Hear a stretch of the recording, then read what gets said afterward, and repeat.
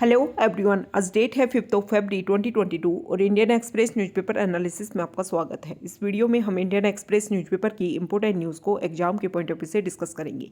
नीचे description box में Telegram channel Volcano IAS academy का लिंक दिया हुआ है। आप Telegram channel Volcano IAS academy के साथ में जुड़ सकते हैं। वहाँ पर हर exam means UPSC, state PSC and other exams के पॉइंट ऑफ व्यू से काफ़ी इंपॉर्टेंट इन्फॉर्मेशन आप सभी के साथ में शेयर की जाती है। तो चलो स्टार्ट करते हैं। वीडियो को स्टार्ट करेंगे एक ज्योग्राफिकल मैप क्वेश्चन के साथ में। और आज आपका क्वेश्चन ये है कि ग्रेट बैरियर रीफ को जाकर के आपको सबसे पहले मैप में व्यू करना है, फिर इससे रिलेटेड हर इंपॉर्टेंट फैक्ट्स को एंड इन्फॉर्मेशन को कमेंट बॉक्स में टाइप करना है। तो चलो स्टार्ट करते हैं। सबसे पहले फ्रंट पेज पर जो इंपॉर्टेंट न्यूज़ है वो चाइना में जो विंटर ओलंपिक्स की शुरुआत हुई उसको लेकर के है। कल 4 फरवरी को विंटर ओलंपिक्स की स्टार्टिंग हुई और इसमें इंडिया ने डिप्लोमेटिकली बेसिस पर इसका बायकॉट किया है कि हमारे जो डिप्लोमेट्स हैं वो ना तो इस गेम की ओपनिंग सेरेमनी में और ना ही उसकी एंडिंग सेरेमनी में, क्लोजिंग सेरेमनी में पार्टिसिपेट करेंगे।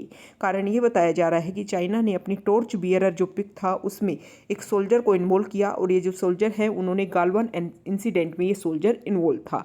इसी के बेसिस पर हमने डिप्लोमेटिकली बेसिस पर इन गेम्स का बायकॉट किया है। इंडिया के अलावा जो अदर कंट्रीज़ हैं जैसे कि यूएस और भी अदर कंट्रीज जो हैं उन्होंने इन गेम्स का बायकॉट किया है। उन्होंने कारण ये बताया है कि चाइना में बहुत सारे फंडामेंटल राइट्स का वायलेशन होता है।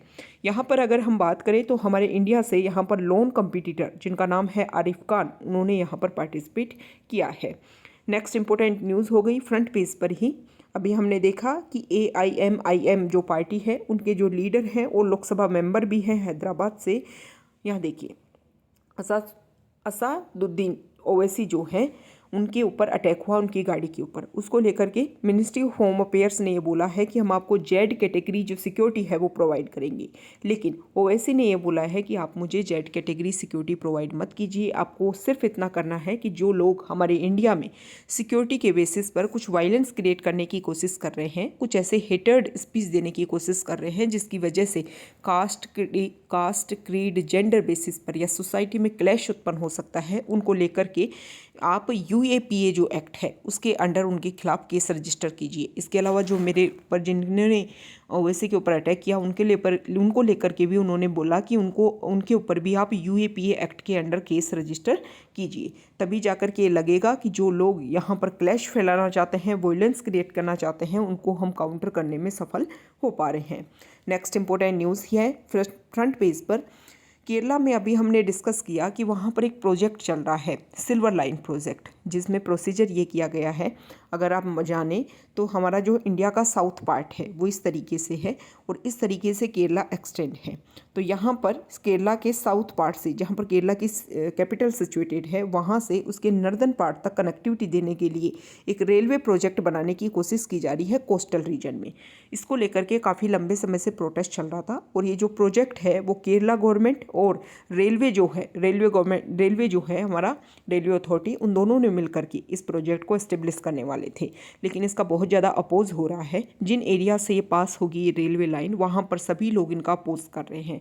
अब इसको लेकर के हाई कोर्ट में क्वेश्चन किया गया था गवर्नमेंट से कि आप आंसर दीजिए। तो अब रेलवे अथॉरिटी ने ये बोला है कि हम इसके बारे में दोबारा सोचेंगे और जब तक इसको एक तरीके से इस प्रोजेक्ट को क्लियर कर दिया गया है कि अभी इसके ऊपर कुछ भी काम नहीं होगा।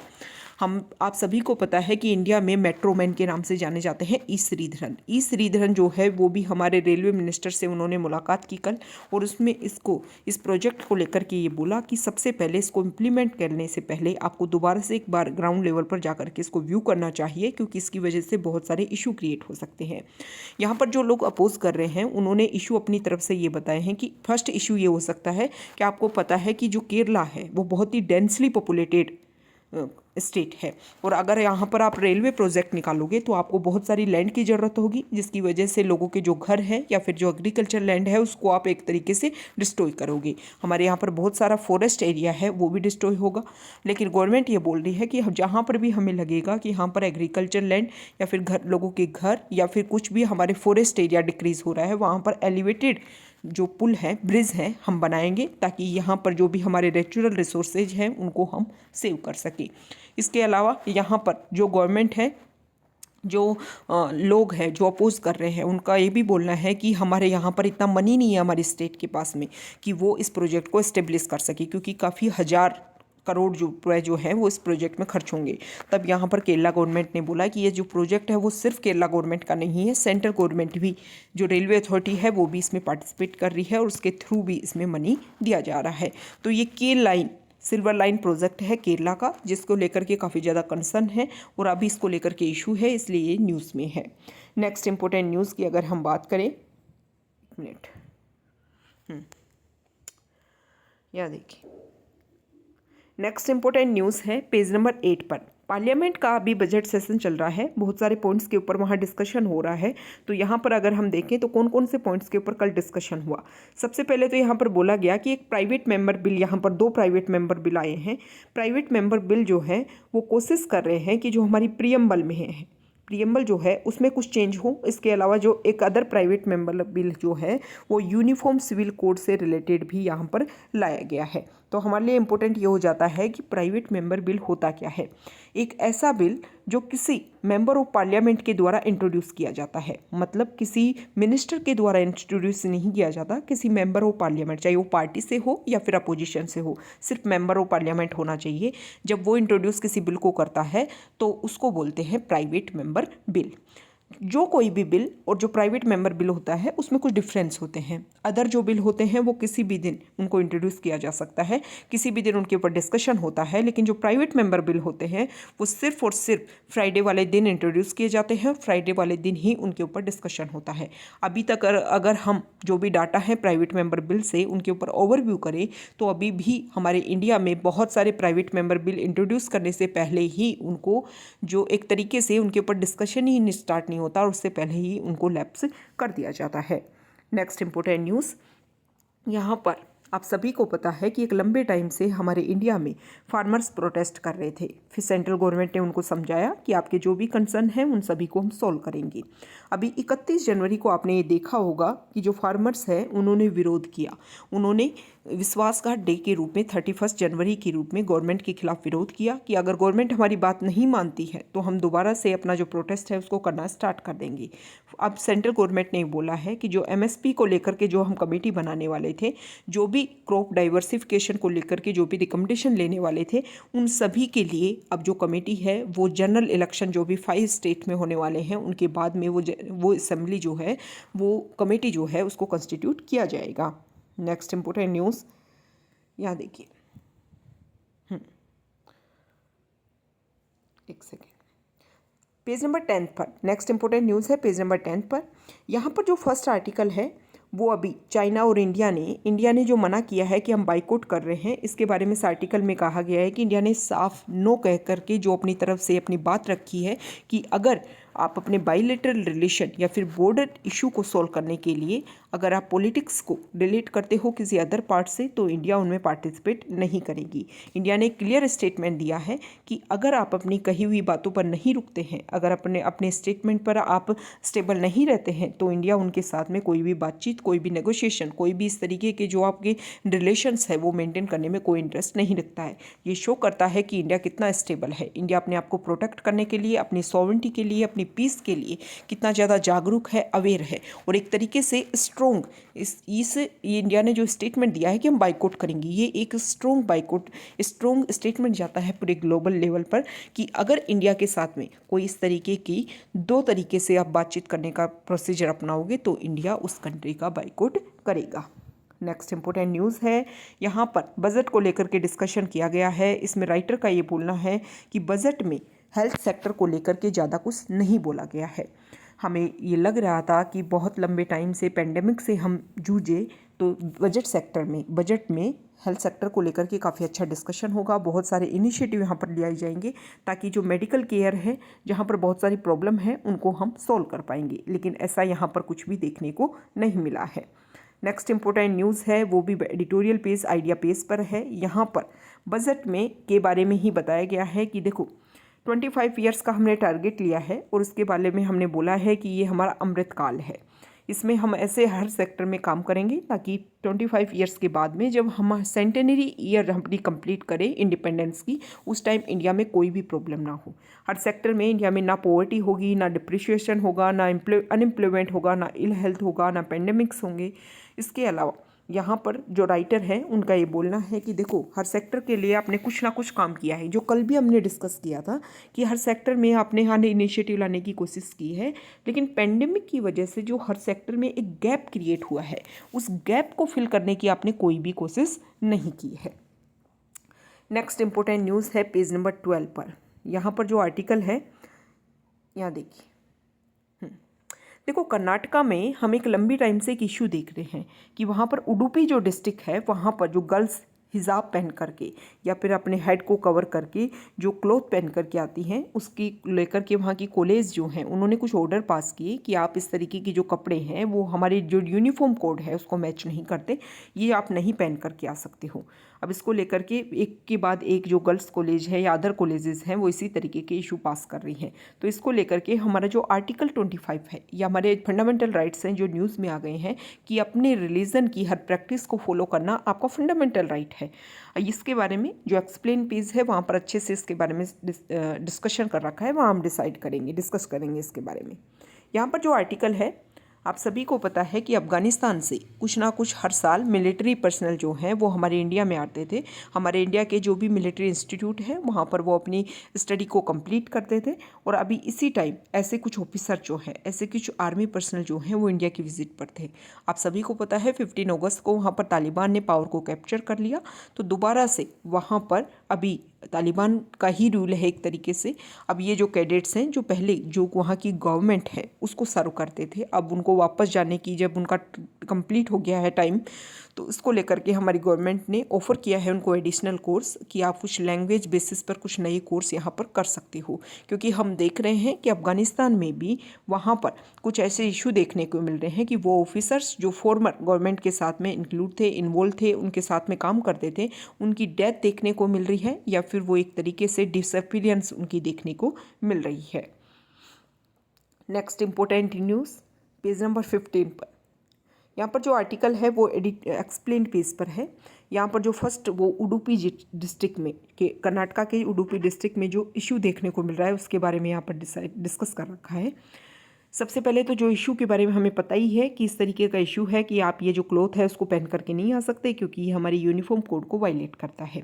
अब यहाँ पर आर्टिकल 25 के बारे में बताया गया है। हमारे कॉन्स्टिट्यूशन का आर्टिकल 25 जो है वो फ्रीडम ऑफ कंसाइंस, मतलब आपके अंदर आपके जो रिलीजन जिसको आप फॉलो करते हो उसकी जो हर एक प्रैक्टिस है, उसकी उस रिलीजन को प्रोफेस करना, उसकी हर प्रैक्टिस को फॉलो करना आपका राइट है, आप फॉलो कर सकते हो। ओके, लेकिन कुछ चीज़ों को लेकर के यहाँ पर स्टेट को लेकर के नेगेटिव लिबर्टी है इस चीज़ को लेकर के। मतलब ऐसा नहीं है कि आपको खुली छूट है कि आप कुछ भी करो, लेकिन अगर आपकी वजह से या आपके जो भी आप किसी चीज़ को फॉलो कर रहे हो उसकी वजह से पब्लिक ऑर्डर या फिर decency, mortality, health, other state interest अगर इससे वायलेट होते हैं तो आपके ऊपर कुछ रिस्ट्रिक्शंस लगाए जा सकते हैं। Over the period supreme court में एक केस हुआ था और वहाँ पर एक केस हुआ था जिसका केस का नाम है सिरूर मुट केस। इस केस में एक बात बोली गई थी कि जो रिलीजन जो वर्ड है, जो टर्म है, वो उन सारी रिचुअल्स को और प्रैक्टिसेज को इन्वॉल्व करता है जो एक रिलीजन का इंटीग्रल पार्ट होते हैं। ओके, और उसमें यूनिफॉर्म को भी फॉलो करना, जैसे मुस्लिम में आप सर को कवर करके रखते हो, सिख कम्युनिटी में जो टर्बन के लिए रखते हैं वो अपने सर के ऊपर, वो उनकी जो कम्युनिटी है, उनका जो रिलीजन है उसका एक इंटीग्रल पार्ट है। अब यहाँ पर दो ऐसे केसेस के बारे में बात की गई है कि 2016 के टाइम में केस हुआ था जिसमें एक पहला केस तो देखो यहाँ पर 2016 के टाइम में नहीं, पहले दो केस हुए थे और उन केस में CBSE जो नीट का एग्ज़ाम कंडक्ट करवाते हैं उस नीट के एग्ज़ाम में कुछ ऐसा था कि ड्रेस कोड के बेसिस पर आपको फुल जो कवर हाथ है उस तरीके के कपड़े नहीं पहने थे, बड़े बड़े बटन नहीं होने चाहिए आपके कपड़ों पर। तो इस तरीके का उन्होंने अपना नोटिफिकेशन जारी किया कि एग्ज़ाम देने आओ जब आप ऐसे कपड़े नहीं पहनोगे। ओके, लेकिन इसको लेकर के पिटीशन डाली गई और फिर सुप्रीम कोर्ट ने ये बोला कि देखो भाई, आपकी जो गाइडलाइंस है एग्ज़ाम की वो भी फॉलो होनी चाहिए और किसी रिलीजन की जो कस्टम है, रिलीजियस कस्टम, वो भी उसके साथ में क्या नहीं होनी चाहिए, कॉन्ट्रेरी नहीं होनी चाहिए। इसके बेसिस पर वो पर्सन, वो लोग जो मुस्लिम कम्युनिटी से बिलोंग करते हैं तो इस तरीके के कपड़े पहनते हैं, उसके लिए आप कुछ अलग तरीके से व्यवस्था कर सकते हो, उसके बेसिस पर उनके जो रिलीजियस कस्टम्स है वो भी फॉलो हो सके और इसके अलावा जो अदर इश्यूज है एग्ज़ाम से रिलेटेड वो भी सोल्व हो सके। एक नेक्स्ट जो केस था वो Amna Bint Basheer versus Central Board of Secondary Education 2016, इसमें भी केरला हाई कोर्ट ने एग्जामिन किया था और इसमें भी यही बोला था कि रिलीजियस जो प्रैक्टिस हैं उनको सीबीएसई रूल के साथ में क्वैश नहीं करना है।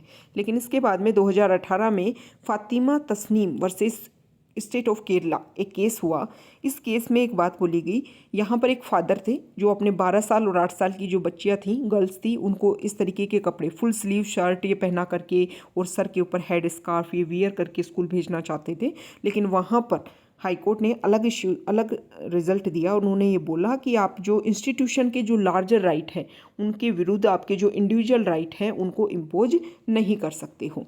तो यहाँ पर केस टू केस बेसिस पर अलग अलग हाई कोर्ट के रिजल्ट आए हुए हैं। अब यहाँ पर इस इशू को लेकर के क्या रिजल्ट आता है ये देखने वाली बात होगी, क्योंकि कुछ समय पहले हमने ये देखा कि हमारे यहाँ पर एक तरीके से आप यहाँ देखिए 2016 में एक सुप्रीम कोर्ट का एक रिजल्ट आया। मुस्लिम एयरमैन जो इंडियन एयरफोर्स में थे उनको बीएड रखने से मना कर दिया गया। वैसे अगर हम देखें तो सिख कम्युनिटी में बीएड रखते हैं वो लोग, लेकिन मुस्लिम कम्युनिटी का पर्सन था तो उसको मना कर दिया गया।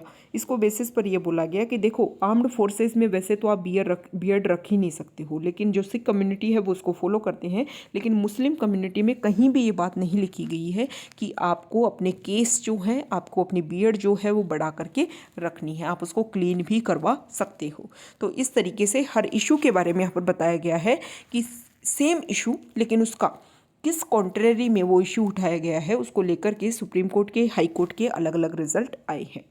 यहाँ पर जो आर्टिकल है वो चाइना में विंटर ओलंपिक्स को लेकर के है। यहाँ पर बताया गया है कि बहुत सारी कंट्रीज़ ने अलग अलग पॉइंट को लेकर के बाइकआउट किया है। अब यहाँ पर ये बताया गया है कि बाइकआउट किया जा सकता है, उसकी वजह से एथलीट्स पर कोई फ़र्क पड़ता है क्या? बोले नहीं पड़ता। अभी आपने देखा कि हमारे इंडिया के जो लोन कम्पिटिटर है आरिफ खान, उन्होंने इसमें पार्टिसिपेट किया है, वो जा सकते हैं। लेकिन यहाँ पर जो अदर कंट्रीज़ हैं उन्होंने चाइना में अपने जो भी एथलीट्स गए हैं उनको एक तरीके से बहुत सारे सुझाव दिए हैं, सजेशन दिए हैं कि आप अपना फ़ोन मत लेकर के जाइए, वहाँ पर प्राइवेसी ब्रीच होती है। इसके अलावा चाइना ने भी अपनी तरफ से स्टेटमेंट दिया कि अगर हमारे ओलंपिक गेम को लेकर के कोई स्टेटमेंट देता है तो उसके ऊपर पनिशमेंट अप्लाई किया जाएगा। इसके अलावा अब ये बोला जा रहा है कि भाई चाइना का आपने बाइकआउट किया है तो चाइना भी कुछ कर सकता है क्या? बोले बिल्कुल कर सकता है। कैसे क्या करेगा चाइना ये कर सकता है कि अभी आने वाले टाइम में यहाँ पर देखिए 2028 में लॉस एंजल्स में और 2032 में ब्रिस्बेन में ओलंपिक्स होंगे, समर ओलंपिक्स। तो उनका चाइना जो है वो रिटेलिएट कर सकता है, उनको छोड़ सकता है, वहाँ पर खुद भी जो है वो उनका बाइकआउट कर सकता है। और अभी हमने देखा कि ओलंपिक का मोटो हो गया है, ओलंपिक के मोटो में जो टुगेदर वर्ड है उसको भी इंक्लूड किया गया है। लेकिन इस तरीके के जो बाइकआउट वाले इशू जो देखने को मिल रहे हैं उससे ये लगता है कि वो मोटो जो है वो अपने मोटो को, अपने टारगेट को कंप्लीट नहीं कर पा रहा है। नेक्स्ट इंपॉर्टेंट न्यूज़ यहाँ पर वर्ल्ड पेज पर है। आप सभी को पता है चाइना में ओपनिंग हुई, उस टाइम रशिया के प्रेसिडेंट, हमारे पाकिस्तान के प्राइम मिनिस्टर, इसके अलावा UAE, Saudi Arabia, 5 Central Asian countries, इन सभी के रिप्रेजेंटेटिव प्रेजेंट हुए चाइना में। यहाँ पर पुतिन के साथ डिस्कशन हुआ किन सारे पॉइंट्स के ऊपर, आप सभी को पता है एक तरीके से कोल्ड वॉर की तरफ हम आगे बढ़ रहे हैं और यूक्रेन वाला इशू देखने को मिल रहा है। इसके अलावा जो पाकिस्तान है उसके साथ डिस्कशन हुआ चाइना पाकिस्तान इकोनॉमिक कॉरिडोर का सेकंड फेज़ के बारे में। तो इस तरीके के कुछ, अब देखो इन पे क्या रिजल्ट निकल करके आता है, दोनों जो कंट्रीज़ हैं वो बायलैटरल लेवल पर किन किन चीज़ों के ऊपर सहमत होते हैं। नेक्स्ट इंपॉर्टेंट न्यूज़ है स्पोर्ट्स पेज पर। यहाँ पर अगर हम बात करें तो अंडर 19 जो वर्ल्ड कप है उसमें इंडिया जो है वो फाइनल में एंटर कर चुका है और फाइनल में मैच होगा इंग्लैंड के साथ में। यहाँ पर ये बताया गया है कि अभी 14 एडिशन हुए हैं अंडर 19 वर्ल्ड कप के, जिसमें से इंडिया जो है 8 में तो फाइनल में गया है, 8 में तो फाइनल में गया है और 4 ट्रॉफी इंडिया ने जीती हैं। ओके, अब यहाँ पर अब इसकी बात करें हम इंग्लैंड की, तो इंग्लैंड जो है, इंग्लैंड ने लास्ट जो है वो 1998 में लास्ट जो है इस टाइटल तक पहुँचा था। तो 24 ईयर्स लगभग इंडिया को, उसको इंग्लैंड को हो गए हैं इस ट्रॉफी को जीते हुए। तो अब देखना होगा कि किस तरीके से इंग्लैंड जीतता है या इंडिया जीतता है। यहाँ पर वो ही जो ओलंपिक गेम है उससे रिलेटेड है कि विंटर गेम जो है वो एक बैंक के बीच में और एक इको ऑफ कोल्ड वॉर की हमें सुनाई दे रही है, उसके बीच में शुरुआत हुई। इंडिया जो है वो 23rd नंबर पर यहाँ पर आया जब ये ओपनिंग हुई। उस टाइम इंडिया की तरफ से आरिफ खान अकेला लोन कॉम्पिटिटर है जिसने पार्टिसिपेट किया है और फर्स्ट इंडियन है जिसने सेम एडिशन में, किसी भी गेम के सेम एडिशन में 2 इवेंट्स में पार्टिसिपेट किया है। ओके, तो ये इंपॉर्टेंट फैक्ट है, आपको ध्यान में रखना है। तो ये आज का हमारा इंडियन एक्सप्रेस न्यूज़पेपर का डिस्कशन था। अगर आप यहाँ तक आए हैं, वीडियो आपको अच्छा लगा है तो प्लीज़ वीडियो को लाइक कीजिए, शेयर कीजिए और चैनल को सब्सक्राइब कीजिए। Okay, thank you.